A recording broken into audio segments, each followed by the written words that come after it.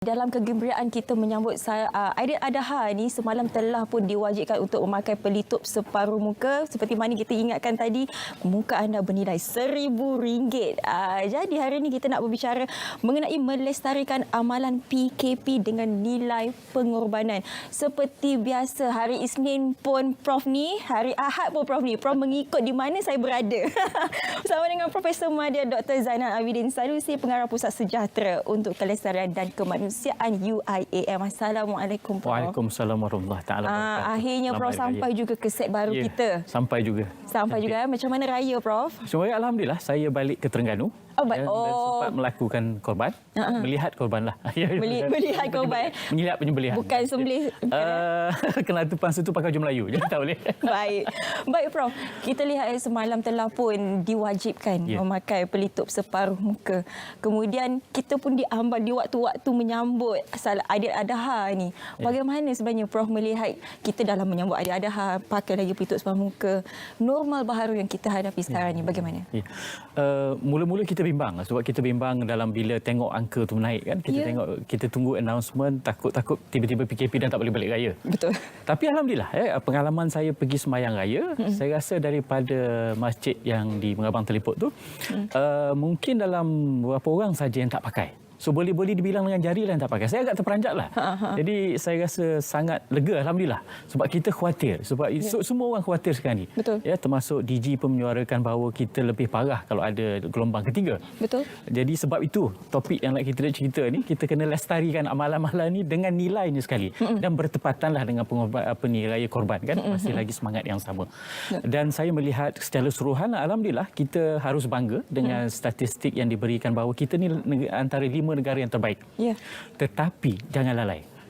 Ini satu yang sentiasa diingatkan kalau dalam konteks kelestarian jugalah. Dia ada dua makna. Satu untuk mengistiqomahkan UIA kan. Jadi kena kekalkan, kena berterusan kan. Istiqomah. Jadi istiqomah supaya semua amalan ini kita mesti, dan kita tambahkan nanti boleh kita bincangkan macam mana kita nak supaya kita lebih menghayati. Supaya dalam keadaan apa pun kita amalkan. Sebab sekarang ni sangat kritikal. Jadi saja satu saya rasa akan sukar. Sebab itu contact tracing nanti sangat kritikal tapi kita ambil mudah.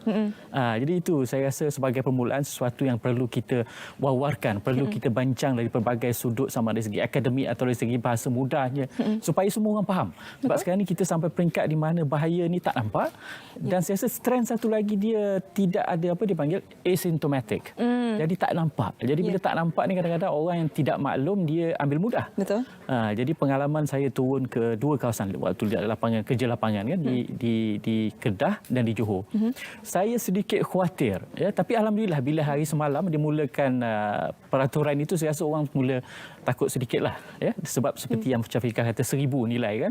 Itu belum tambah sambung dengan kita punya maskara dan mask yang kan? Foundation campur lagi dan sebab ada orang kata mask dan mask MUSK yang lebih mahal mungkin Betul. Jadi benda macam ni perlu di polemik, dia perlu dibincangkan, perlu diberi tahap kesedaran yang betul-betul mendalam.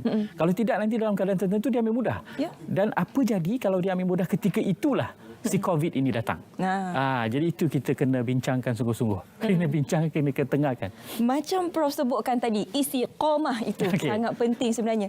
Jadi bila kerajaan telah mengatakan nilai muka kita ialah RM1,000 tu, sehingga ke tahap itu kita kena denda mereka. Padahal kita dah tahu COVID tu sebenarnya berbahaya untuk kita. Kenapa tidak kita rasa sendiri wajib pakai? Tak perlulah kena ada denda-denda tu. Macam mana sebenarnya kita nak memberitahu kepada mereka di luar sana supaya sedar diri dan melakukan perkara itu bukan kerana terpaksa, bukan kerana didenda. Itu yang saya rasa kadang-kadang kita kena dramakan sedikit kan. Jadi baru dia sedar kan. Enforce ni penguatkuasaan itu satu.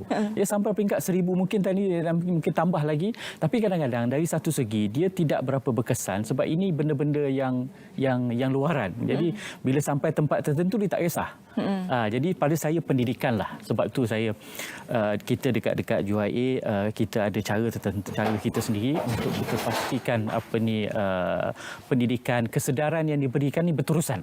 Dengan kita turun ke padang sebab kita rasa kumpulan yang paling ini ada dua kumpulan. Satu yang degil. Yang degil ni kita denda lah. Kalau tak 1,000 2,000 kan.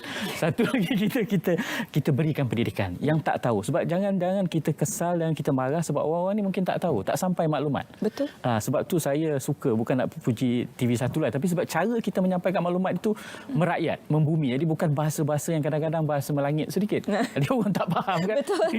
Jadi kita bahasa-bahasa mudah, bahasa drama, bahasa-bahasa kalau orang muda dan sebagainya. Ya. Tapi itulah, pada saya tidak ada cara lain melainkan kita beri kesedaran melalui pendidikan. Ya. Dan sebab itulah di UIA memang kita pastikan dengan signage yang pelbagai lah.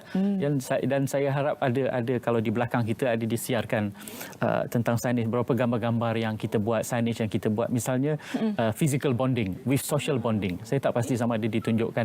Jadi kita nak tunjukkan bahawa kita nak tunjukkan bahawa semua aktiviti ini masih boleh dilakukan dan mesti dilakukan.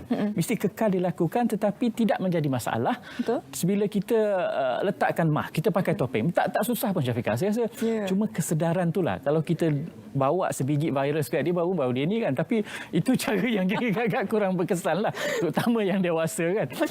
Tapi itu mungkin sampai peringkat di mana kita perlu tunjukkan bahawa dalam keadaan aktiviti seperti biasa kita masih boleh dan kita perlu pastikan topeng dan penjarakan. Itu perlu. Bila kita sebut mengenai kita kena mengajar, kita kena mendidik, selain daripada itu nilai-nilai utama yang kita boleh lihat dalam PKP ni ataupun COVID-19 ni bagaimana? Dia banyaklah banyak nilai, tapi kalau mudah saya boleh pinjam kita punya rektor punya ringkasan lah. Perkataan COVID tu kan, dia kalau yang English dia tapi kita ambil daripada COVID daripada English lah, COVID kan. C for cleanliness, kebersihan. Cleanliness, lepas tu kita ada obedience, kepatuhan. Saya rasa kepatuhan ni yang paling kritikal sebab kadang-kadang kita patuh depan orang dan kita patuh kerana bila ada penguatkuasa 1,000. Jadi kita kena pastikan ini nilai yang diterapkan sepenuhnya. Lepas tu kita ada V, vigilant, maksudnya kita berjaga-jagalah. Ya, sebab kita tak tahu. Terutama bila kita bincangkan tadi, benda ni adalah benda yang tak nampak. Jadi dia boleh datang daripada mana-mana saja. Selagi belum kena, memang kita tak sedar. Bila kita dah kena, baru kita nak marah orang. Ketika itu bila kita suruh pakai, tak mau pakai. Kan? Itu V, vigilant. Kita ada integrity dan kadang-kadang ini dalam konsep contact tracing lah. Sangat kritikal. Sebab kadang-kadang dulu pernah dihangatkan, sekarang orang bagi nombor tak betul ni. Jadi ini sesuatu yang serius. Sebab saya rasa kalau kita terjadi satu kes nanti, bayangkan kalau ketika itu orang lain semua dah tahu, tapi sebab kerana anda tidak memberikan nombor yang sebenar, maka anda sedang berisiko. Ketika itu baru dia tahu. Jadi last saya rasa yang paling kritikal mana-mana pun, sama ada nak mengekalkan nak istiqamah ini adalah disiplin. The D. So D yang terakhir ini sangat-sangat kritikal saya rasa, yang perlu dididik sepenuhnya. Dan daripada sekolah memang kita melalui kesukaran dan sebagainya, peringkat sekolah rendah dan sebagainya, tapi inilah masa. Dan disiplin ini pula bukan sekadar untuk ini saja, untuk semua perkara. Betul. Sebab itu proses keseluruhan untuk COVID ni kadang-kadang kita permudahkan. Jadi singkatan begini pun memudahkan juga. Betul. Supaya orang ingat nilai apa yang sebenarnya. Tapi nanti kita tambahkan nilai pengorbanan yang berkaitan pula. Boleh kita masuk terus. Ala-ala kita dah masuk ke Aida-Adaha ni, pengorbanan dia. Selain daripada saya rasa salah satu pengorbanan ialah ibu bapa kena membelilah dari sektor kewangan. Sebab kita nak kena beli emas tu. Selain daripada itu? Selain daripada itu, saya pula melihat macam ni Syafiqah. Saya melihat pengorbanan yang perlu dilakukan adalah untuk kita memastikan kita mematuhi SOP ni, ada benda yang kita terpaksa buang. Ada benda yang kita terpaksa korbankan. Ada perangai yang kita terpaksa sembelih dan kita ketepikan. Maksudnya kita misalnya kalau dulu kita bersosial dari segi bertemu kawan, bersalam dan sebagainya kan. Ini sifat-sifat yang kita terpaksa korbankan buat sementara. Dan ada sifat yang kita kena korbankan terus. Maksudnya dari segi kebersihan. Kebersihan ini memang sesuatu yang memang nilai yang kena ada. Tapi selama ini terkorban disebabkan perkara-perkara lain. Sekarang ini kita korbankan untuk ini. Sebab pilihannya jelas. Kalau kita tidak berkorban dan tidak mengambil sifat ini, kita akan menjadi korban. Kan?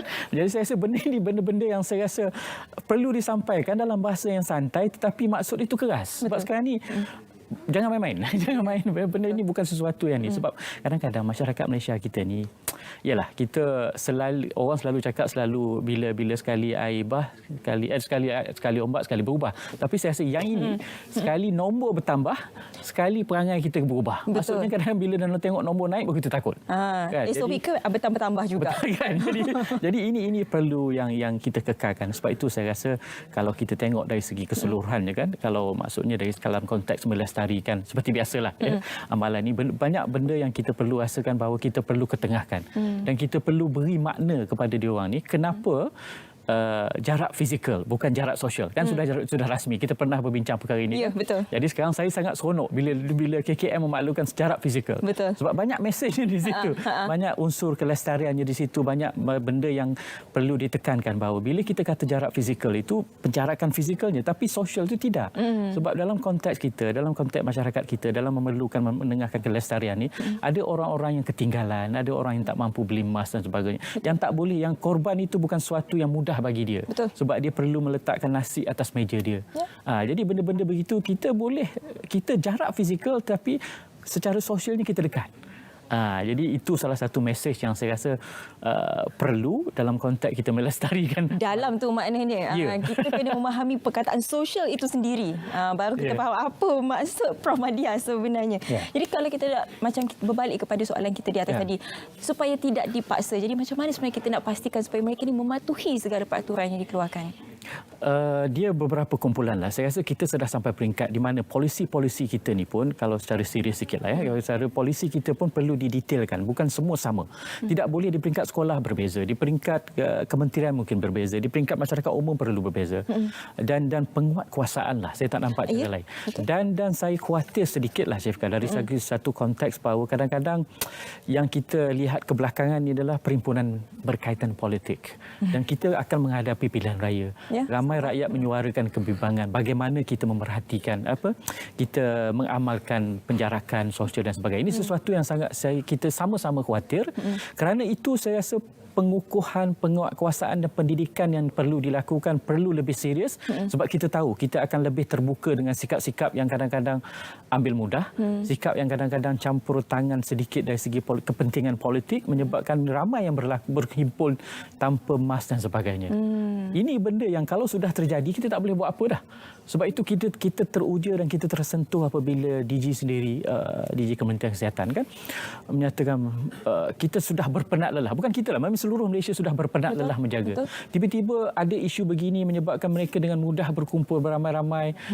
Ini satu kekecewaan yang menyebabkan kadang-kadang, yalah kalau jiwa muda kita marah juga kan. Tapi itulah kita kena pastikan bahawa penguatkuasaan di samping pendidikan yang sepenuhnya perlu dilakukan. Perbincangan begini perlu diketengahkan di mana-mana saja. Dan perlu didebatkan secara serius. Mungkin ada orang berbalah sama ada jarak fizikal. Tak apa, biarkan. Kerana itu yang memberikan kesedaran sebenarnya apa perlunya. Dan kalau orang nak berdebat sama ada emas fabrik atau emas, tak apa, biarkan. Dan kita kena pastikan bahawa mereka akhirnya mesej nak akhir adalah dia nak buat emas pakai apa pun, jenama brand apa pun, tak apa. Tapi mematuhi seperti yang saya dengar daripada awal tadilah boleh sebab masing-masing pun nak berpesen-pesen juga kan. Adalah, tapi dari segi memastikan objektifnya kena sampai. Objektif itu kena ada. Betul. Terima kasih Prof Madya. Baru seronok hari itu kita telefon je. Kat telefon saja. Hari ini akhirnya Prof sampai juga ke set kita. Apa pun terima kasih kerana sudi datang ke set hari ini walaupun tengah menyambut hari raya lagi hari ini. Terima kasih sekali lagi diucapkan kepada Profesor Madya Dr. Zainal Abidin Sanusi.